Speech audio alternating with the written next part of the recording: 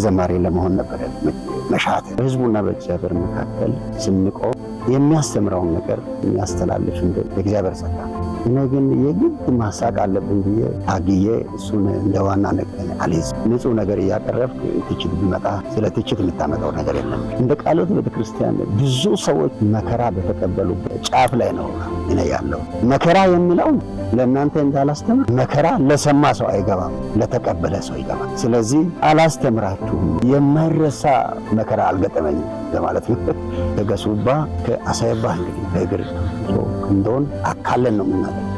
የወላይታ ቤተክርስቲያን ትልቅ ቤተክርስቲያን ናት። ወንጌል የምትሰራ እሷ ወንጌልን እንድትሰራ አድርጎ እዛው ቢቀርና እንደዚህ አይነት ነገር ቢቀጥል በዚያ መንገድ ሁሉ እግዚአብሔር ለግጭት አሳልፎ አልሰጠኝም። ዛሬ ዘይት ቀብቶ ምን አድርጎ ከዛሬ ጀምሮ አንተ ይሄን ቀብቻለሁ የሚል የለም። ስለዚህ በልዩነት አገልጋዮች አሉ የሉ አሉ። ከዛም በላይ ደግሞ የተቀቡ ያልተቀቡ የሚባል ዓለማዊነት ክርስትና እንዲዳከም ይፈልጋል። ጠንካራ ክርስቲያኖች ደግሞ ክርስትና እንዲዳከም አይፈልጉም። ግን ከዓለም ጋር ያለው ግንኙነት እንዲቀር በሐዋርያት በነቢያት ነው የምትለው። ሐሰተኞች ዘንድ ቢዝነስ ነው። ሲያዋጣቸው ይሰራሉ፣ ሳይዋጣቸው ሲቀር ይሰራሉ። ጥሩ አስተማሪዎችም ያልፋሉ፣ ጥሩ መጋቢያንም ያልፋሉ። የእግዚአብሔር ቃል ግን አያልፍም። የሚቀባ የለም እኮ አንዱን ይቀባል። የሆነ በዛ ቆይቻለሁ የሚለው አዲሱን ይቀባል እንጂ እውነተኛ ቤተክርስቲያን አሁን ይሄን ካልቀባው ምትለለች።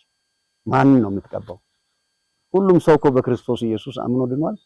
እኩል ነው። ይሄ ሌዊ ዘር ነው፣ ይሄ ሌላ ዘር ነው የሚባል የለም። ግድግዳው ፈርሷል። ሁላችንም አገልጋዮች፣ ሁላችንም አይችልም። ሁሉም አገልጋይ ነው። ግን ይሄን ሹመት አንተ አሁን የምታስቀጥለው አሁን ሰዎች እያስቀጥሉ ያሉት በራሳቸው ፍላጎት ቤተክርስቲያን ይሄንን አንዳንድ ቤተክርስቲያናት አይሰጡም። ስለማይሰጡ ይሄን ለመውሰድ የሚፈልጉ ሰዎች ከቤተክርስቲያኑ ወጥቶ ይሄን ስም ያገኛሉ። በዚያ ስም ማገልገል ይሞክራሉ። ስለዚህ ይሄን የሚቀባ ዛሬ ዘይት ቀብቶ ምን አድርጎ ከዛሬ ጀምሮ አንተ ይሄን ቀብቻለሁ የሚል የለም። ያንንም የቀባው የለም። የመጀመሪያውንም የቀባው የለም። አሁን ልክ ያልሆነ ተላላፊ ነገር ካህናቶች ነን። መንፈስ ቅዱስ በሁላችን ውስጥ አለ። አገልጋይ የሆኑት አገልጋዮች ናቸው። ክርስቶስን ያገለግሉታል።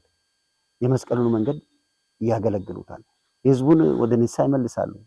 ክርስቶስን መስክሮ አዲስ ነፍሳትን ይጨምራሉ። ለእግዚአብሔር መንግስት ሰውን ከማዘጋጀት ውጪ ማን ነው? ሐዋርያ ጳውሎስም ለእግዚአብሔር መንግስት ነው ሰውን ያዘጋጀው። እግዚአብሔር ረድቶ አንተ አገልጋይ ብትሆን ይሄንን ታዘጋጃለህ። ሁሉም ሐዋርያት ለእግዚአብሔር መንግስት ሰዎችን መስክረው አዘጋጃሉ።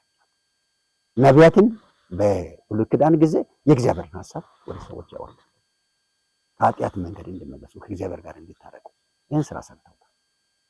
ሐዋርያትን በአዲስ ኪዳን የክርስቶስን ስራ አስቀጥለዋል። ምን ብሎ ወንጌልን መስክሩ። ወንጌልን መመስከር አሁን የሁለት ሰው ነው የአራት ሰው ጉዳይ ነው። የዳነ ሰው ሁሉ መመስከር ያለበት ጉዳይ። ስለዚህ በልዩነት አገልጋዮች አሉ የሉ አሉ። ነገር ግን ከዛም በላይ ደግሞ የተቀቡ ያልተቀቡ የሚባል የለም። ክርስትና ዘንድሮና ድሮ ምን ይመስል ነበር? አንደኛ ትልቅ ታሪክ ነው። እንደዚህ አይነት ነገሮች ሲመጡ አስቀድሞም ጥያቄዎች መጥቶ መዘጋጀትም አስፈላጊ ነው። እንደዛም ሆኖ ግን ማሳጠር አለብን። ክርስትና ድሮ እውነትም ከሆነ መከራ ነው።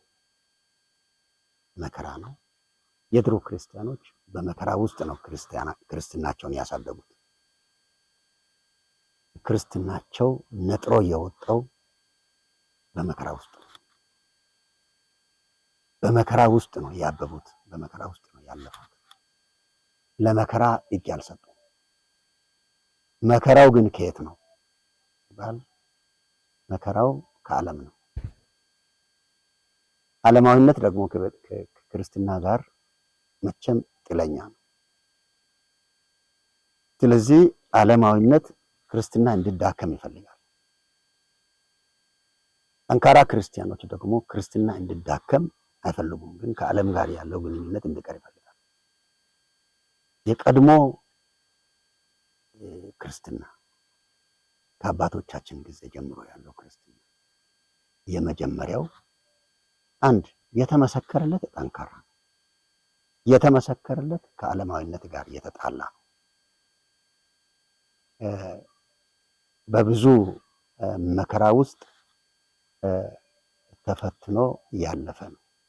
የዛሬው ክርስትና ከቀድሞ ከአባቶቻችን ጊዜ ክርስትና ጋር ልዩነት አለው። ለምን? አሁን በመከራ ውስጥ እያለፈ አይደለም። ስናስበው በድሎት ውስጥ እያለፈ ነው። ድሮ በክርስትና አባቶቻችን እናቶቻችን በጊዜው የነበሩ ወጣቶችም እንደሚጨክኑ የዛሬው በዚያ ልክ እየጨከነ አይታይም። ለምን? አማራጮች ብዙዎች ናቸው።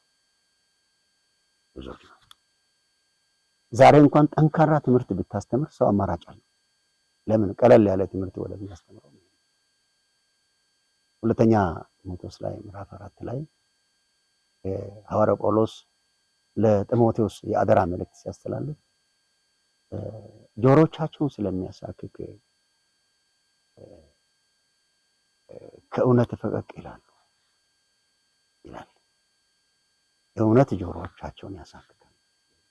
እውነትን ከመስማት ጆሮቻቸውን ይመልሳሉ፣ ወደ ተረትን ፈቀቅ ይላሉ ይላል። ቀጥሎ ደግሞ የፍላጎታቸውን የሚያስተምር አስተማሪ ያከማቻሉ። ስለዚህ አማራጮች አሉ። አሁን የፍላጎት አስተማሪ አለ። ስለዚህ ጠንካራ ክርስትናን እንደ ድሮ በአንድ መስመር ለማምጣት እንኳን ጊዜው በራሱ ከበፊቱ ይልቅ ተጽዕኖ ያመጣል። አማራጮች አሉ። ድሮ እኮ አባቶቻችን ቀጥተው ዓመት ቀጥተው 2 ዓመት ቀጥተው በረንዳ ላይ ቁጭ በል ብሎ ከአጥር ውጭ ቁጭ በል ብሎ የአጥር ውጭ ጨርሰው ደግሞ መሀል ይግባ ተብሎ ወደ ቤተክርስቲያን ህዝቡ ሲቀላቀል በስነ ስርዓት ደግሞ ያገዱት ሰው ተነስቶ እገዳይን የሚጨርስ እግዚአብሔር ስለረዳኝ ብሎ ያመሰግናል አባቶቻችን።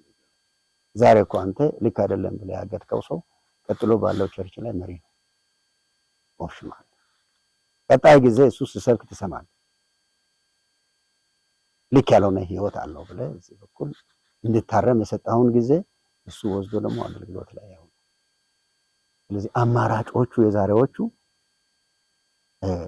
ጥፋተኛ እንኳን እንዲቀጣ የሚያደርጉ አይደሉም። የብዙ አማራጭ ይህን አማራጭ ካገኘ ሰው ከእውነት ፈቀቅ ለማለት ብዙ አማራጮች አሉ። የድሮ ግን አማራጭም አይበዛም፣ ሰዎችን በመከራ የመጡ ናቸው።